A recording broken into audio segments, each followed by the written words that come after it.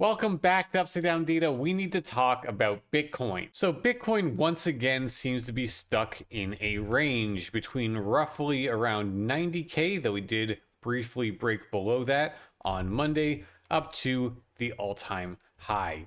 Now, of course, this is probably giving flashbacks to a lot of people of what we went through last year, where after Bitcoin broke to new all-time highs, we then went sideways to slightly down all the way, basically from March all the way until November, more or less, before we broke out of that range to the upside.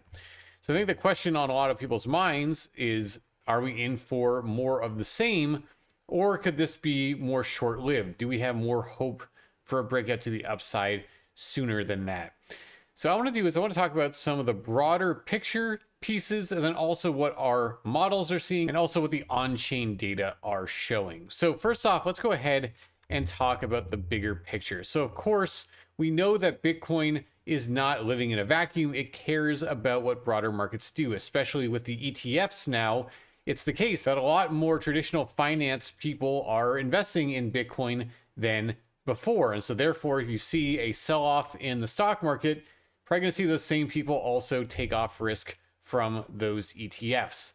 So an increase in the correlation between the two makes a lot of sense here. And the stock market has been struggling recently. It's not just the S&P 500. Any of the major indices that you look at have not been doing well really ever since late November, early December, somewhere around that time frame.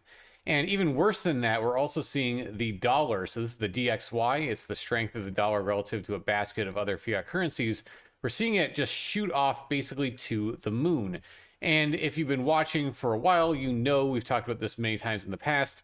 There tends to be an inverse correlation between the DXY and Bitcoin. So when the DXY is going up, Bitcoin tends to do poorly.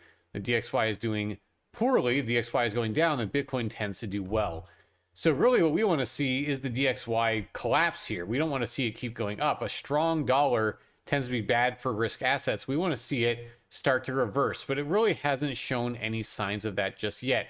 Every time we kind of seem to be putting in a top, we just set a higher low and continue going up. And so until we see a very clear breakdown in this structure, it seems unlikely that a top is forming. Basically, you kind of have to see it to believe it. And until this trend is breaking, I'm not really going to get all that hopeful of that. So the long and short of this is that there are reasons why Bitcoin has likely struggled here. It's not just something idiosyncratic to Bitcoin.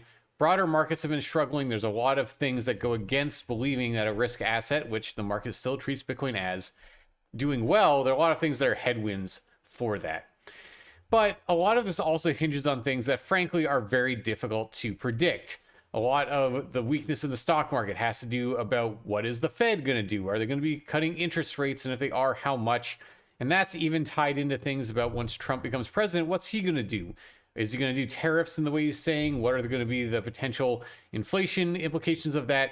It's very complicated, very messy. And so I think, frankly, it's a little bit silly to try to predict what's going to happen there because we really just don't know. So I did just want to paint that picture first of all. None of this is happening in a vacuum. It's important to be aware of the broader context. Now we're going to step away from that kind of more messy narrative conversation and move now into more of the hard data. So I want to talk about our models, what they're seeing, and also some of the on-chain data, what they're seeing. So we can kind of step away from these things that we can't really predict to things that kind of cut through the noise a little better and might give us a better signal about what's going on. So let's go ahead and get into it. But first, if you want to see live data from our models and more, you can go to our website, polaritydigital.io, link in the description. And if you sign up for our Polarity Digital Pro plan, you'll get access to live data from all of our models for Bitcoin and a bunch of other alts, as well as on-chain data and even more. So if you're interested, check it out. Link in the description. All right, so the first model I want to talk about here is our short-term upside downside potential indicator, or UDPI. So you're probably familiar. This is a risk model. High values mean high risk, low values mean low risk. And it cares about moves that play out over days to weeks, so shorter in this time horizon.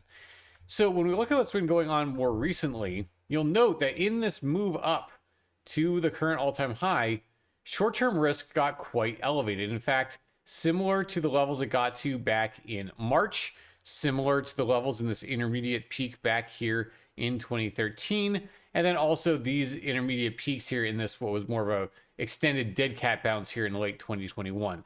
But certainly points where the market was hot. Any of these points where you'll see short-term risk at these levels, the market was undeniably getting hot.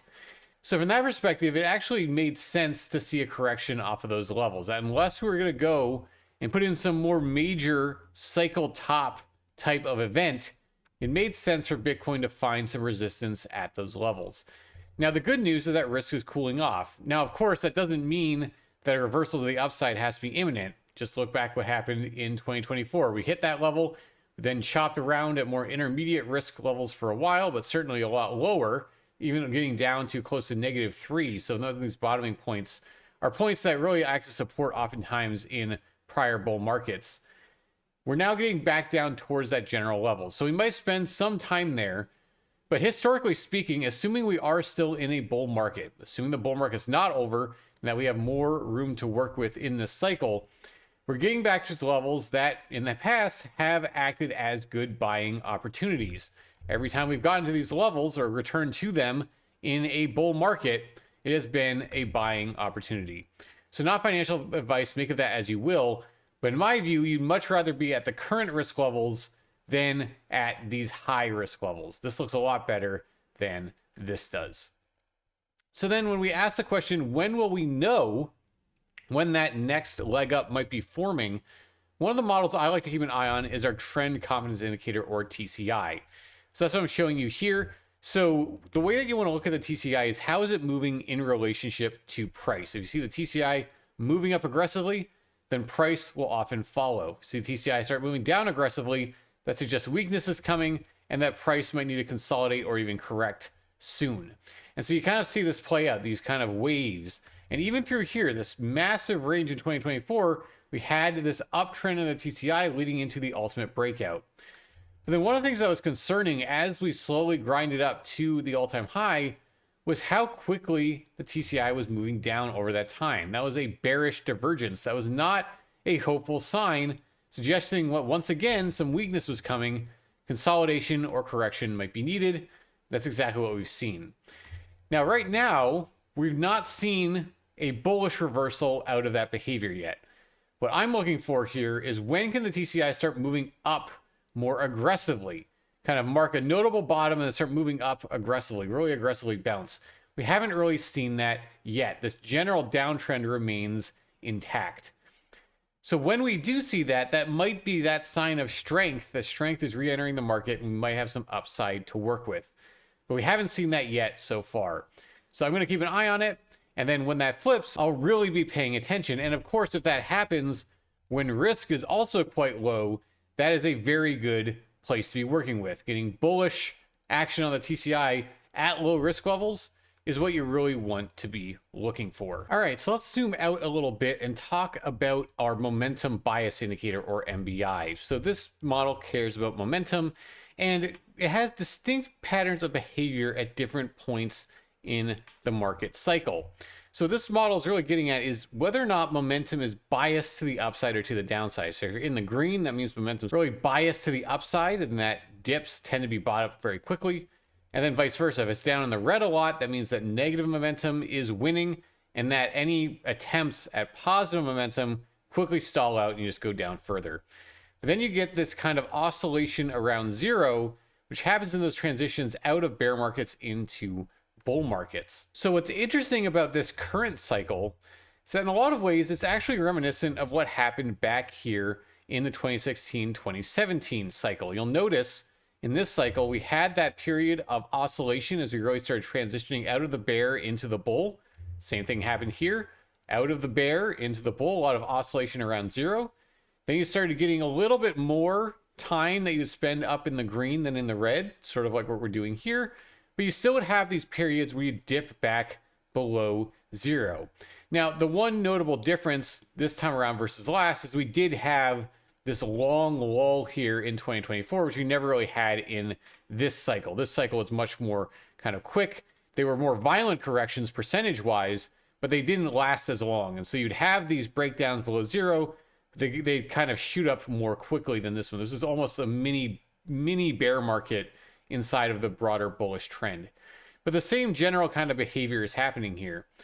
And what's going to be really telling, I think, is how do we react to dipping below zero this time? You'll see that we just dipped right below zero here. How are we going to respond to this? Are we going to see something like this cycle, where even if it dips a bit lower, we'll get a pretty notable V-shaped recovery out of it, and then that will catalyze that next move up or propel us to that next leg up forward? Or do we see something more like we saw back here in 2024? So that's where, when we see this start to come back up again, watch what happens. If we clear above easily, then that's suggesting we're more like here. We might have a lot more room that we're just going to immediately go work with. If we get rejected, like we did here in 2024, that might suggest that we have a longer period of correction in front of us. Maybe even something reminiscent also of 2019. Fell below, rejected by zero, down again, a longer correction that we had to deal with. So that's something that we're going to be watching closely. I'm going to be watching this closely. I think it'll tell us a lot about where we are. But certainly, as of so far, it does not look like we're in a bear market. We have not seen a breakdown to really deep negative levels that tend to characterize those bear markets, or at the very least, had a lot of negative price action that's been characterized by that as well. We're just holding the range. It looks like a very distinct possibility we're doing something like we have in prior bull markets. So I think this is something that I'm going to be keeping an eye on that can tell us a bit about where we are in the cycle and what we might want to expect. Okay, so now let's transition to some on-chain data. So what I'm showing you here is looking at the network realized profit and loss. This is the raw data. And basically what this is telling you is how much profit or loss is being realized on the network on a given day. So this is USD denominated. So what I always do is I like to convert that to be BTC denominated, which is basically dividing this by the price of Bitcoin at that current point in time. And this is quite noisy. There's a lot of lumpiness there. So what I like to do is I like to take basically the 90-day moving average. So that's what this blue line is here. So basically over a 90-day window, what are we seeing in terms of profit taking or loss realization on the network? So you'll see that at extreme points in the market, kind of more notable topping points, you'll see this get quite elevated. A ton of profit taking happens. People realize a ton of profits. And it makes sense. You're in a big parabolic bull market. People who bought at lower prices are taking profits. And that's going to be, especially in these earlier cycles, a lot of profit because they bought way lower. They're sitting on massive multiples in terms of profit. They're just taking some off the top. Happens every cycle. Now, the good news is that so far we have not seen that kind of massive profit taking yet. We've not seen anything close to what we saw at the top here in 2021, and certainly nothing like in these previous cycles. That said, though, we have seen profit taking. We've gotten back up to basically the same level that we got up to here at around the local top in March, April of 24, but we are slowly starting to roll over. So what we might expect to see here, what we'd want to see is this continue rolling over. What we don't want to see is this just continue to stay high and elevated and just keep on going. Because even if we don't get to these extreme levels, that would still mean a lot of profits being taken. And could just mean a lot of people who bought down at lower levels are just deciding, you know what, I'm out, I'm selling. And a lot of supply is continuing to enter into the market.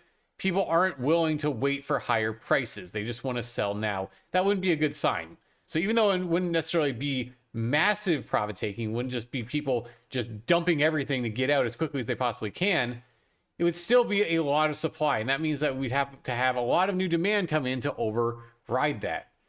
What we prefer to see is actually what we saw something like back over here, though maybe at a more rapid time scale, ideally, is this rollover. At the very least come down, suggesting that the people who are going to sell at this level will mostly have. The people who are left are waiting for a lot higher. They don't think 108 or 90K or 95K is worth it yet for them to part with their Bitcoin. They're going to wait for higher prices. Because what can happen then is that selling gets exhausted, and then any new supply that steps in is able to then move the price up to that next level up. So that's what I'm looking for. There's early signs that this is rolling over. I want to see that continue. I want to see this continue falling. And that suggests that this is still not a particularly unhealthy place to be. I mean, even just go back here and look in this cycle, 16, 17. We had several points where a decent amount of profit taking happened. You know, we're above zero. Profit is being realized on a 90-day window, but it quickly rolled over, back down. And that was sustainable. And it was, in fact, even in this cycle we were able to sustain that happening at way higher profit taking happening, and then still go up and put in a higher high from there. So profit taking on its own is not suggesting that this cycle has to be over, but it is certainly a thing that you want to keep an eye on, and you don't want to get out of check too quickly. Because when you do really shoot up there, your time is really limited in how much further the cycle can go. So I think this will be healthier if we see this roll over, and then maybe have that next leg up, and then see how it reacts to that. And of course, if we go on some big parabolic run, that's when I'd finally expect us to just shoot off to the upside. A lot of the people who bought down at these earlier levels just dump, and that might then mark the top. But I don't think we're at that point yet.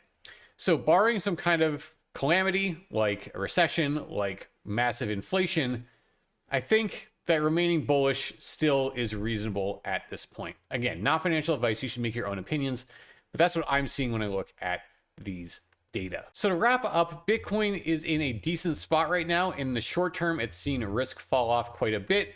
We're still waiting for those signs of strength, but when they come, the fortunate news is that we're at lower risk, and so it can be a better point to rally. We have a lot more room to work with now than we did before. And the on-chain data remains in check, which is good. And we want to see that continue before getting too alarmed. So I'm not going to sit here and say that everything is perfect. Obviously, we're no longer in the blindly buy Bitcoin season like we were back over here when I was just basically on the bullhorn here and over on X, just saying, now is the time. This is deep value territory. We're not there anymore. That's gone. We're now at that point where we have to be a bit more discerning. But I think the good news is that we still have not seen the really telltale signs of a market top yet. And so I think it would have to be something relatively unusual would have to happen here. I think something in broader markets, something like a recession, something like a massive uptake in inflation that makes the Fed start hiking interest rates again, or something like that, that really tanks risk assets across the board to be able to derail this. I think more likely we're consolidating, we're correcting, and given enough patience, we will see that next leg up at some point. So if you like the content, remember to subscribe to the channel, give the video a like, and follow us over at X. A lot of updates for our models and more over there. You can go to our website, PolarityDigital.io, to see live data from our models and more.